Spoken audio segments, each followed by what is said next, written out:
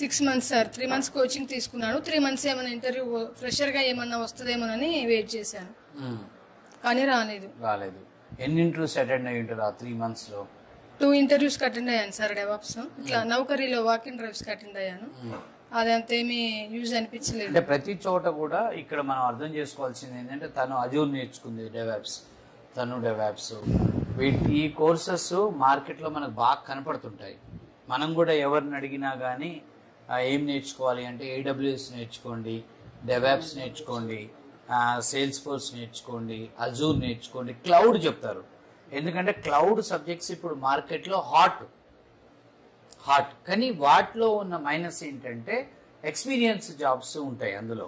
అంటే ఒక Azure developer కానీ, ఒక డెవాప్స్ పర్సన్ కానీ, ఒక AWS కానీ ఇట్లా ఫ్రెషర్ రిక్రూట్మెంట్ అనేది ఉండదు.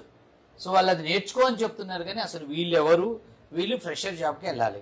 సో వీళ్ళకి కదా ఆ టెక్నాలజీస్ అన్నీ కూడా ఆల్రెడీ ఇండస్ట్రీలో ట్రావెల్ చేస్తున్నారు, జాబ్ చేస్తున్న వాళ్ళు నేర్చుకొని ఆ ఎక్స్పీరియన్స్ కి పెట్టుకొని వెళ్తే వాళ్ళకి జాబ్స్ ఉంటాయి. కరెక్టేనా?